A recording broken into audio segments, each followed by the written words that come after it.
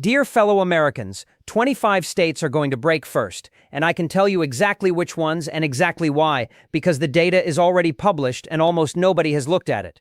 Illinois currently scores 21.9 out of 100 on state fiscal health. New Jersey is at 33.2, Hawaii is at 36.5. For comparison, Wyoming sits at 79.4. California is facing projected shortfalls totaling $24 billion through fiscal year 2028. New Jersey's $7.2 billion surplus is expected to decline by nearly half in fiscal 2027 and turn into a $750 million deficit by 2028. And right now, today, 27 states have unemployment rates above the national average. 27. More than half the country. The Equable Institute found 6 states carry the worst possible combination. Pension plans below 80% funded with pension debt exceeding 10% of their entire state GDP. Here is what nobody is telling you. A recession does not hit America. It hits states one at a time, and the ones with no reserves and no room go first. Let me show you which ones. A recession does not arrive everywhere at once, and that is the whole point.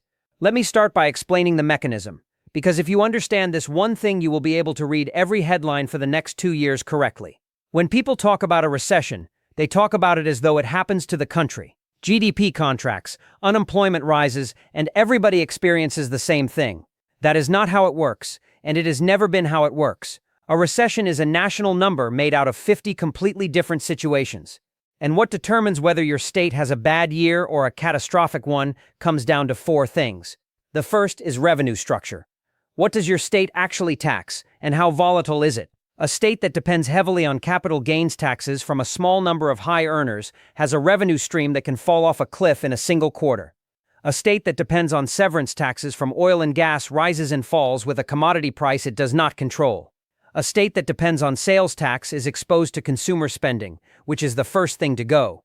The second is reserves. How much is in the rainy day fund, measured against how much the state spends? A state with 3 months of reserves has time to make decisions.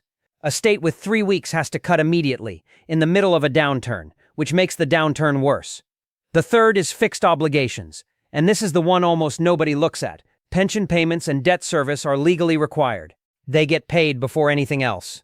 So a state with enormous pension obligations enters a downturn with a much smaller share of its budget that it can actually adjust. Everything else has to absorb the entire cut. And the fourth is concentration. Is the state economy diversified, or does one industry drive everything? Because a diversified economy has a bad year when one sector falls. A concentrated economy has a crisis. Now, I want to be honest with you about the word collapse, because I use it in the title, and I want to tell you what I actually mean by it. I do not mean that a state ceases to exist or defaults on its debt. States almost never default. Nearly every state has a balanced budget requirement, which means they legally cannot run a deficit, and they have exactly 3 moves when revenue falls: raise taxes, cut spending, or drain reserves. What collapse actually looks like in practice is this: school districts laying off teachers mid-year, state university tuition jumping 8 or 10%, road projects canceled, Medicaid provider rates cut, which means doctors stop taking Medicaid patients, which means people lose access to care even though they technically have coverage. Public employee positions eliminated. Fees raised on everything from license plates to court filings to park entry. Transit service reduced. Rural hospitals losing state support and closing. That is what it looks like from where you sit. Not a bang, a steady removal of things, followed by higher costs for what remains. And here is why I am making this video now rather than later. All of this is knowable in advance. Every one of the numbers I am about to give you is published by state governments, by rating agencies, by nonpartisan research groups. The vulnerability is not a secret. It is simply not covered because a story about a state's rainy day fund ratio does not get clicks the way a national headline does. So let me go through the categories, because the states cluster into types, and understanding the type tells you what is going to happen and roughly when. 10 states are already in fiscal trouble before the recession even arrives. Start here, because this is the clearest signal available, and it comes from a survey that tracks every state's short-term fiscal outlook several times a year. As of mid-2026, 10 states are identified as facing serious short-term fiscal challenges: Alaska, California, Colorado, Illinois, Maryland, New Jersey, New York, Oregon, Pennsylvania, and Washington. And another 13 states sit in what is described as conditional status, meaning they are not in crisis but they are not comfortable either. Add those together and you are already at 23 states with meaningful fiscal stress before any recession has been declared, at a moment when national unemployment is still around 4% and GDP is still growing. That is the part I want you to sit with. These are the conditions at the top of the cycle. Now let me tell you why this happened. Because it is the same story in almost every one of these states, and it is not primarily about mismanagement. During the pandemic, enormous federal transfers flowed to state governments. Combined with a stock market boom that generated extraordinary capital gains tax revenue, state coffers filled up in a way that had no precedent. In 2021 and 2022, states were reporting record surpluses. And states did two things with that money. Many increased spending, adding programs and staff, and raising employee compensation. And many cut taxes, because when you are sitting on a surplus, cutting taxes is the most politically popular thing you can possibly do. The problem is that the revenue was temporary, and both of those responses were permanent. The federal transfers wound down, the capital gains bonanza normalized, and states were left with a higher spending base and a lower tax base than they started with. That is the entire story of the current state fiscal squeeze, and it happened in red states and blue states alike, which tells you it was structural rather than ideological. Let me give you the specific numbers on a few of these. California is facing projected shortfalls totaling $24 billion through fiscal year 2028. And California has a particular vulnerability that I will come back to, because its revenue has been propped up in recent years by the artificial intelligence boom, which is exactly the kind of thing that can reverse. New Jersey has a $7.2 billion surplus right now, and it is expected to decline by nearly 50% in fiscal 2027 and turn into a $750 million deficit by fiscal 2028. Read that carefully, because it is a template. A large surplus becoming a deficit inside 3 years, in a projection published by the state itself, with no recession assumed. Illinois has been digging out of a hole caused in part by decades of pension underfunding and a budget impasse that left the state without an enacted budget for more than 700 days between 2015 and 2017. Its credit rating has improved from that low point, which is genuine progress, and I want to give credit for it. But Chicago area transit agencies have faced a shortfall in the hundreds of millions, and Chicago public schools and other districts have been asking the state for help closing gaps created by the expiration of federal pandemic school aid. That last piece matters enormously, and it applies nationwide. Federal pandemic education money is gone. Districts hired staff with it. Now the money has ended, and the staff are still on the payroll, which is a gap that lands on either the district or the state. If you live in one of those 10 states, understand that your state government is already making difficult choices right now in a good economy. What happens when revenue actually falls is not a mystery. And let me add the piece of this that I think is the most undercovered story in American public finance right now, because it affects nearly every state on the list. Medicaid. Medicaid is jointly funded by the federal government and the states, and it is typically the largest or second largest item in a state budget, competing only with education. And its costs have been rising faster than state revenue for years. Nearly every state had to respond to rising Medicaid costs in recent budget cycles, and here is the part that surprises people. The costs rose even as enrollment declined in many states, so it was not more people. It was the cost per person, driven by healthcare inflation, higher provider rates, and expensive new treatments. Now layer on the federal changes. Recent federal legislation shifts costs and administrative burdens towards states, including work requirement systems that states have to build and operate, and changes to funding formulas, which means a state facing a revenue shortfall is simultaneously being handed a larger share of a program that was already its fastest-growing expense. That is the squeeze, and it explains why states that look reasonably well managed are showing up on warning lists. It is not always that they did something wrong. It is that a cost they only partly control is growing faster than a revenue base they cannot easily expand.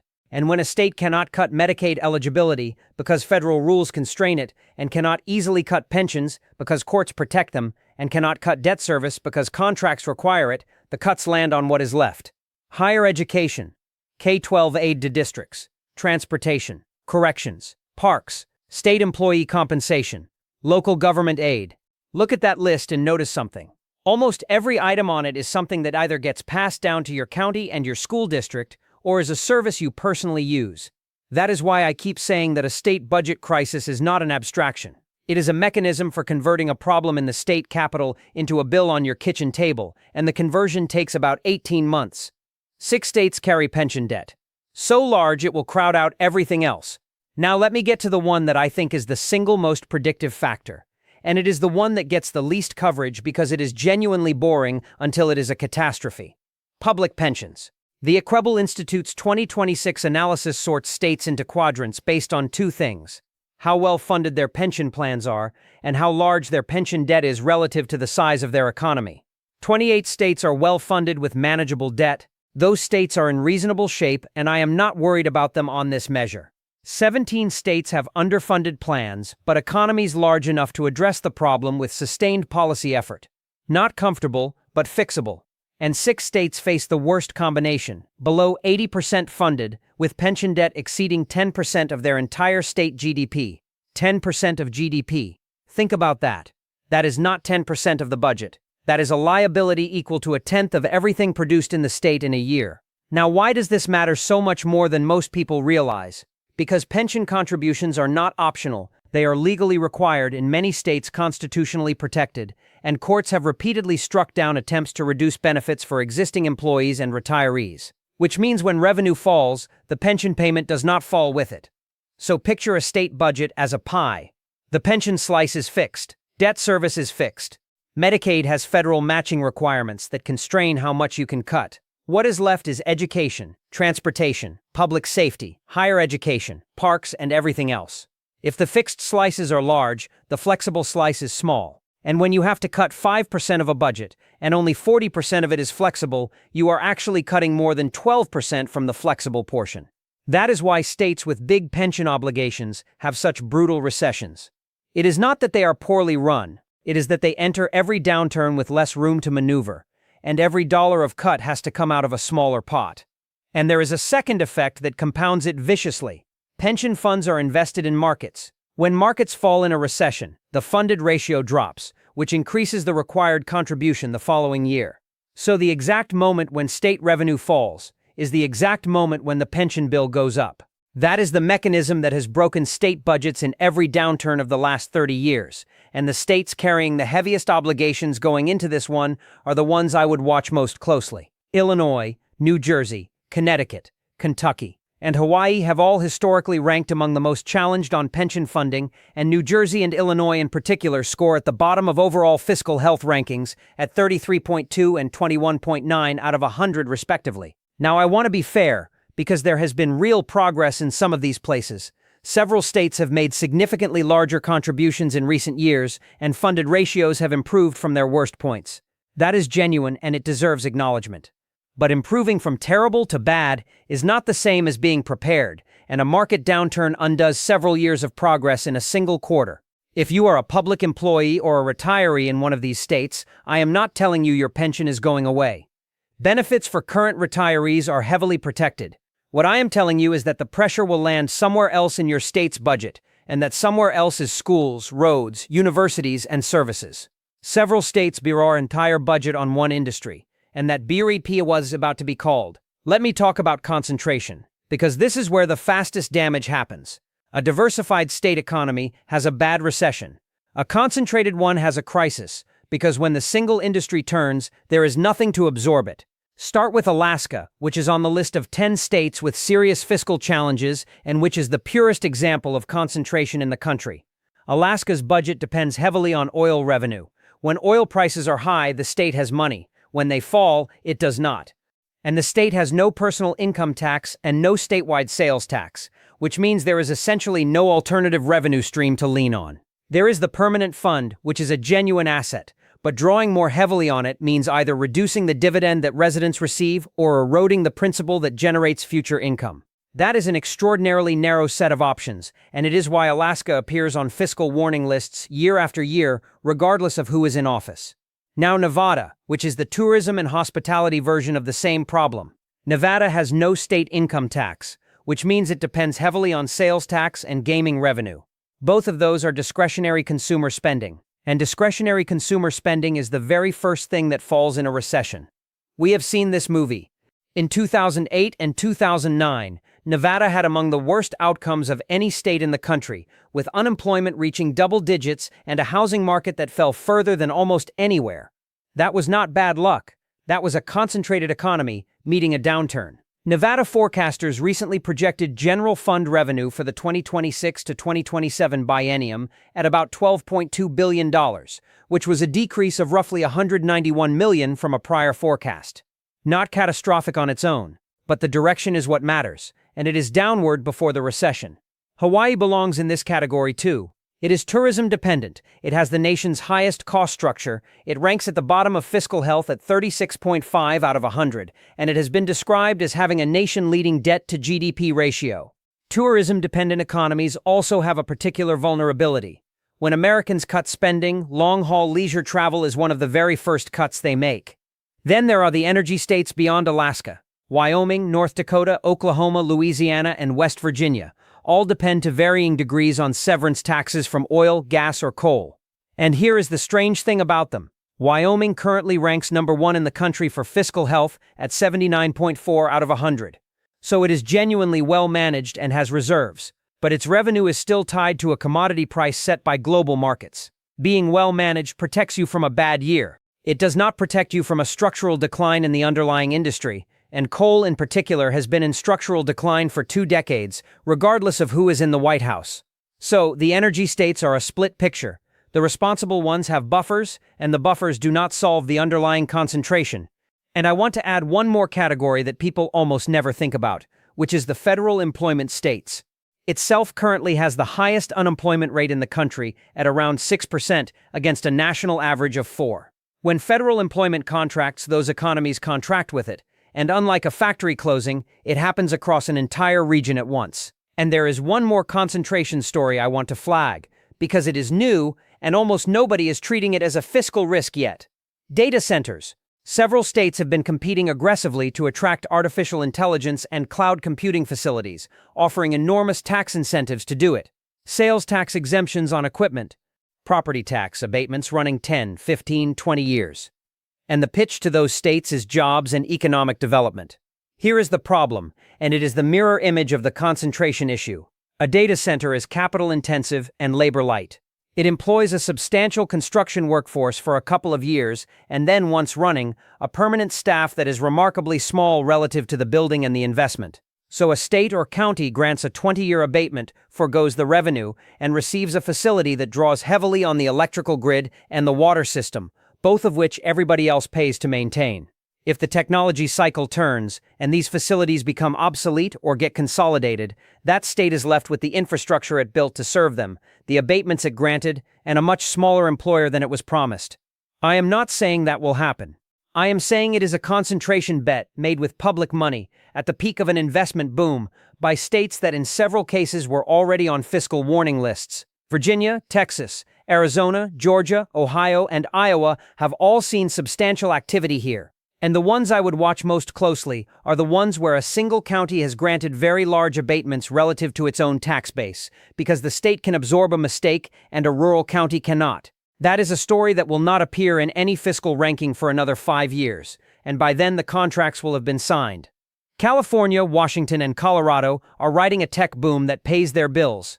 Now here is the vulnerability that I think is the most underappreciated in the country right now, and it involves 3 of the 10 states already flagged. California, Washington, and Colorado are all on the fiscal warning list, and all 3 share a specific exposure.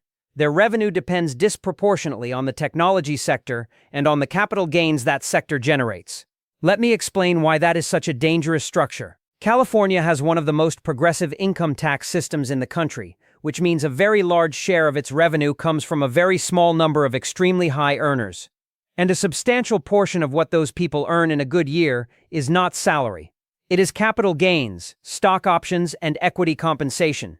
Capital gains are the single most volatile revenue source a state can have. In a rising market, they produce enormous windfalls. In a falling market, they can go to nearly zero, because people stop realizing gains and start realizing losses, which they carry forward against future taxes. And this is the specific issue right now. California's revenues have exceeded expectations in recent years substantially because of the artificial intelligence boom. That is a real thing that produced real revenue, but look at what that means. The state's budget is currently being supported by the market performance of a concentrated group of technology companies. And as I have covered before, market concentration is at an all-time high, with the largest companies representing a share of the index that exceeds anything in the history of the market. If that reverses, California's revenue reverses with it, and the state is already projecting $24 billion in shortfalls through 2028, with the boom still running. Washington has a related but different exposure. It has no personal income tax, which means it depends on sales tax and business taxes, and its economy is heavily concentrated in a handful of very large technology employers. Revenue estimates there have been falling below expectations. Colorado is on the warning list as well, and it has an additional structural complication in the form of constitutional constraints on revenue growth, which limits how the state can respond when circumstances change. Now, I want to be balanced here, because there is a real argument on the other side, and you should know it. These are wealthy, productive states with genuinely strong economies. California alone would be among the largest economies in the world as an independent country. Washington has enormous underlying strength. A revenue structure being volatile is not the same as an economy being weak. That is fair, and it is true, but volatility is precisely the thing that matters in a recession. A state with a stable revenue base and a modest economy has a bad year. A state with a spectacular revenue base that swings 15 or 20% has a crisis, because it budgeted for the good years and cannot cut fast enough when the swing comes. And the same applies to any state whose revenue is tied to asset prices rather than to wages and consumption. Connecticut, New York, and Massachusetts all have significant exposure to financial sector income and capital gains. New York is already on the fiscal warning list and carries total debt reported in the range of $233 billion. So when you hear that a state is rich, ask the follow-up question. Rich from what? And how steady is it? 27 states already have unemployment above the national average. Let me give you the labor market picture, because this is the leading indicator that shows up before the budget numbers do. The national unemployment rate is around 4%, and 27 states are currently running above that. More than half the states in the country are already underperforming the national average, at a moment when we are supposedly not in a recession. The spread is remarkable. The District of Columbia sits around 6%, California and Connecticut are around 5.2%, and at the other end, South Dakota is around 2%. That is a 4 percentage point gap between the highest and lowest. As one analysis put it, same economy, same month, different country. Other states that have appeared at the high end in recent readings include Nevada, New Mexico, Delaware, and Alaska. Michigan, Ohio, and Kentucky have long-standing manufacturing exposure that makes them sensitive to industrial slowdowns. Now, why does state unemployment matter so much for the fiscal picture? 3 reasons, and they all compound. Income tax revenue falls because fewer people are earning. Sales tax revenue falls because unemployed people spend less. And Medicaid enrollment rises because people who lose jobs lose employer coverage, which means state spending increases at exactly the moment state revenue decreases. That is the scissors that closes on a state budget. Revenue down, mandatory spending up, simultaneously. And there is a fourth factor that has been building, and that I want to flag specifically: unemployment insurance trust funds.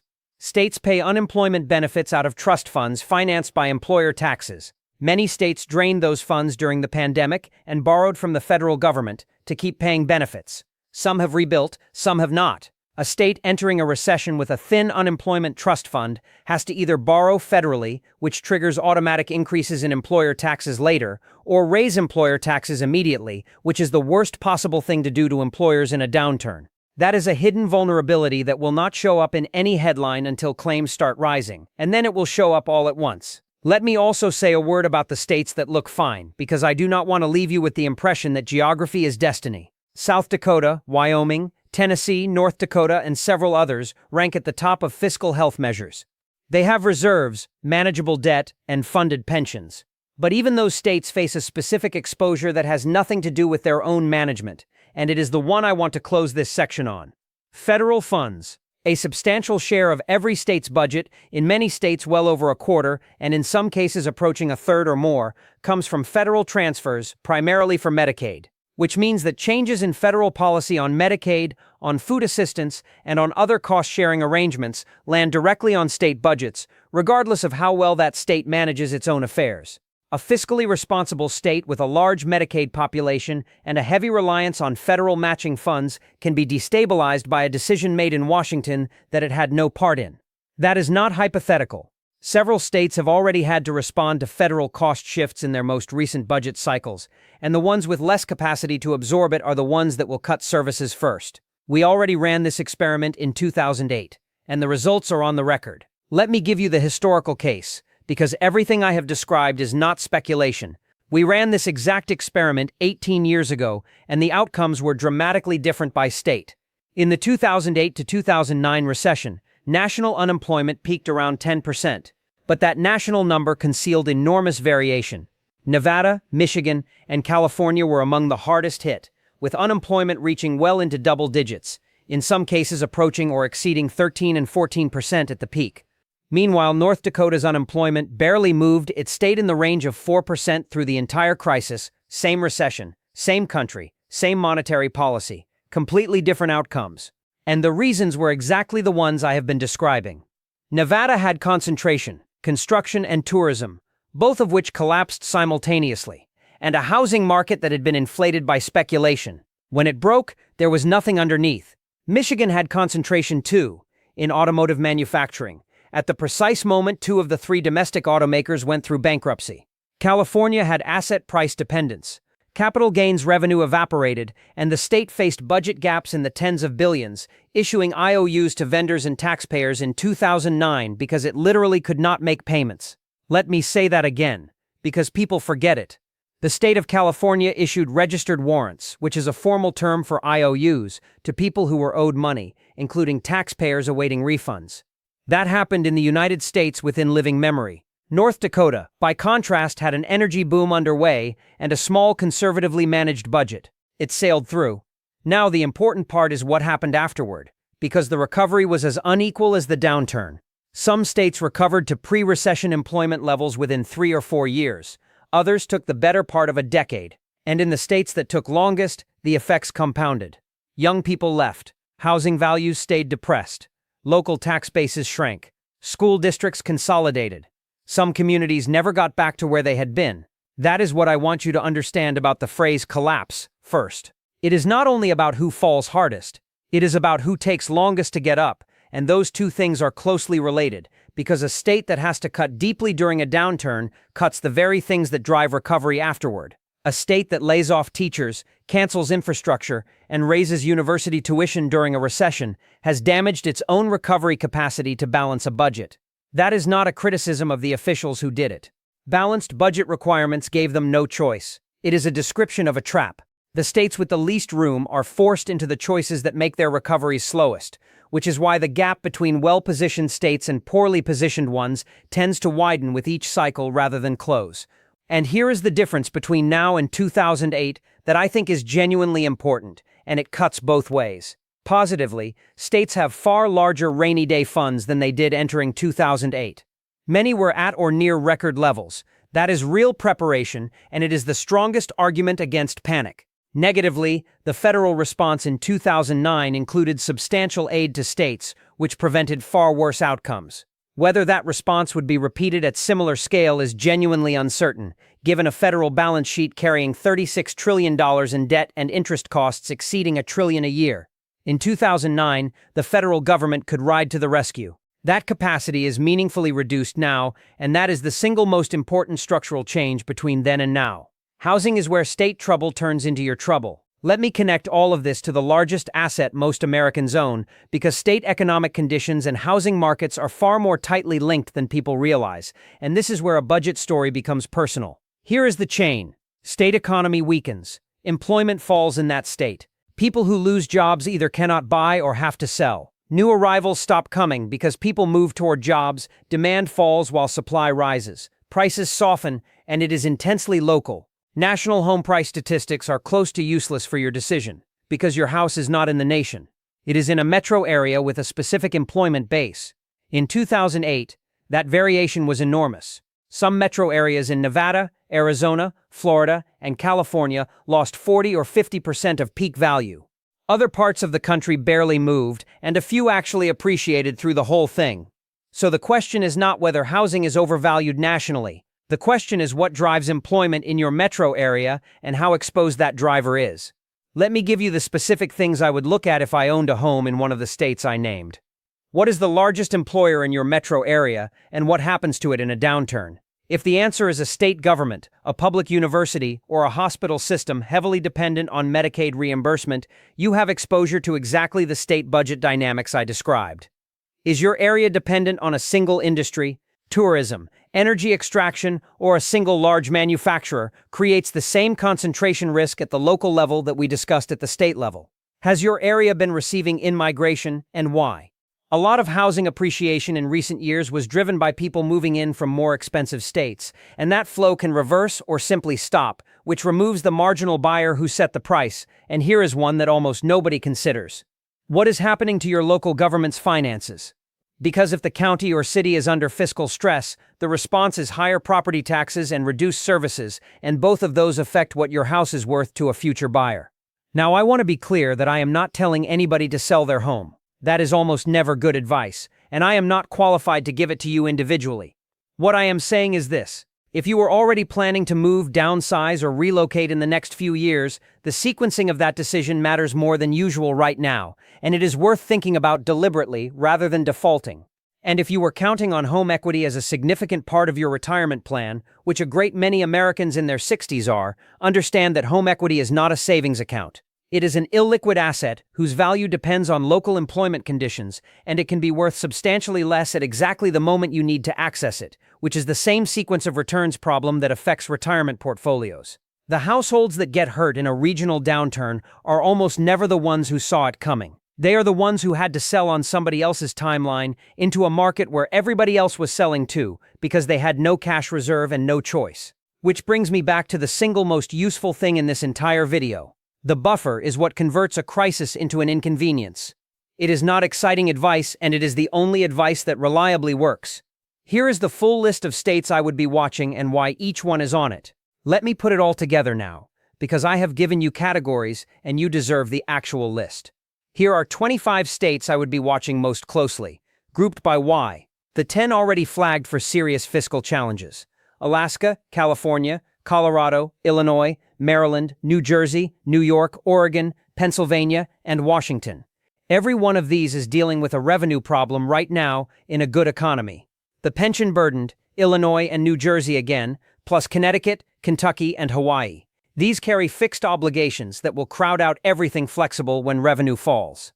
The concentration risks: Alaska on oil, Nevada on tourism and gaming, Hawaii on tourism, and Wyoming, North Dakota, Oklahoma, Louisiana, and West Virginia on energy severance revenue. Some of these are well managed. Management does not diversify an economy. The asset price dependent: California, New York, Connecticut, Massachusetts, Washington, and Colorado. Revenue tied to capital gains and a concentrated technology sector. The federal employment exposed: Maryland, Virginia, and the D.C. region, which already has the highest unemployment rate in the country. The manufacturing-sensitive Michigan, Ohio, and Indiana, which have historically been the first to feel an industrial slowdown and the last to recover. And the high unemployment states already underperforming: New Mexico, Delaware, and several of the above. That gets you comfortably past 25 states, and you will notice that several appear in more than one category, which is precisely the point. The states in the most danger are the ones that check multiple boxes.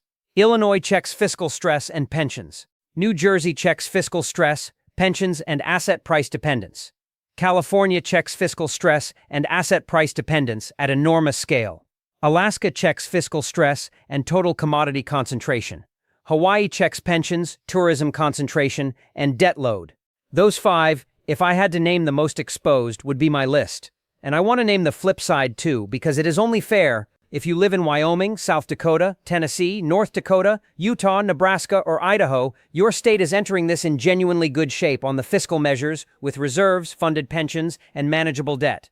That does not make you immune, and I will explain why in a moment, but it does mean your state government has room to make decisions rather than being forced into them. Now let me be honest with you about the limits of what I have just told you, because I promised you accuracy and not just alarm. I do not know when a recession will start, and neither does anybody else.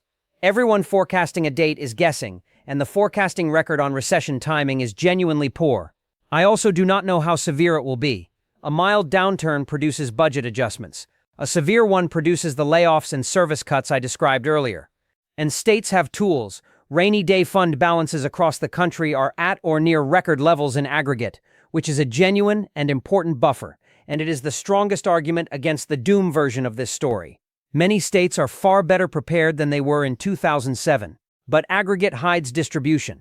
Record reserves nationally does not mean adequate reserves in Illinois or New Jersey, and a rainy day fund is measured in months. It buys time to make decisions. It does not solve a structural gap. What I am confident about is the ranking. Whenever the downturn comes, the states I have named will feel it earlier and harder than the states with reserves, funded pensions, and diversified revenue. That is not a forecast. That is arithmetic about who has room to maneuver, what this actually means for your household, and what to do about it. Let me finish where it matters, which is your kitchen table, because a state budget crisis is an abstraction until it arrives in your life, and then it arrives in very specific ways. Here is how it actually reaches you. Your property taxes go up. When a state cuts aid to local governments and school districts, those entities have exactly one significant revenue tool, and it is the property tax. So a state budget cut in the capital becomes a millage increase in your county. 18 months later. That is the transmission mechanism, and almost nobody connects the two. Your fees go up. Vehicle registration, driver's licenses, court filings, park passes, professional licenses, tolls. Fees are politically easier than taxes, and they are the first lever states pull. Your public university tuition goes up. State support for higher education is one of the most reliably cut items in every downturn because it has an alternative revenue source, namely students. If you have a child or grandchild heading to a state school, budget for increases above inflation. Your services thin out, longer waits at the DMV, reduced transit, deferred road maintenance, fewer state park hours, slower processing of everything. And if you depend on Medicaid, or a family member does, watch this closely. States control provider reimbursement rates, and cutting those rates is one of the fastest ways to reduce Medicaid spending. But when reimbursement falls, providers stop accepting Medicaid patients. So you keep your coverage and lose your access, which is a distinction that matters enormously and that gets almost no coverage. If you are a state or local public employee, understand that hiring freezes come first, then unfilled position elimination, then furloughs, then layoffs, roughly in that order. And the early signals are visible. Watch for a hiring freeze announcement, because that is the first move and it tells you what the next 18 months look like. So what do you actually do? Know your state's position. Look up your state's rainy day fund balance as a percentage of general fund spending. Look up your pension funded ratio. Both are published and both take 10 minutes to find. If your state is in the bottom group on either measure, plan accordingly. Build a bigger emergency fund than you think you need and size it in months of your actual expenses rather than a round number. In a state-level downturn, job losses cluster geographically, which means everybody in your area is looking at the same time and searches take longer. Be careful about assuming your home equity is stable. State-level economic downturns hit local housing markets, and a house is not a liquid asset when your entire metro area is selling at once. If you are considering a move in retirement, add fiscal health to your criteria alongside weather and taxes. A state with an underfunded pension system and thin reserves is a state that will raise fees and property taxes on you, which is a slower and more certain cost than an income tax rate you can look up. And pay attention to your local government, not just your state. Counties and school districts are downstream of everything I have described, and their budget hearings are where it actually lands, in rooms that are almost always nearly empty. Fellow Americans, none of this is hidden. Every number I gave you today was published by a state government, a rating agency, or a nonpartisan research organization, and any one of you can verify all of it in an afternoon. The reason it feels like a surprise when it happens is not that anybody concealed it. It is that nobody reads a state fiscal outlook, and by the time it becomes a headline, the decisions have already been made. You now know which states are exposed and why. Use it. And let me leave you with the one question I would ask if I lived in any of the 25 states I named. Not is my state going to be fine? Nobody can answer that. The question is, how much room does my state have, and what does it cut first when it runs out? Because the answer to that question is knowable. It is published, and it tells you what your property tax bill, your university tuition, your county services, and your local job market are going to look like in about 2 years. Everybody else will find out from a headline. You can find out from a spreadsheet this week for free. Take care of yourselves out there and stay informed.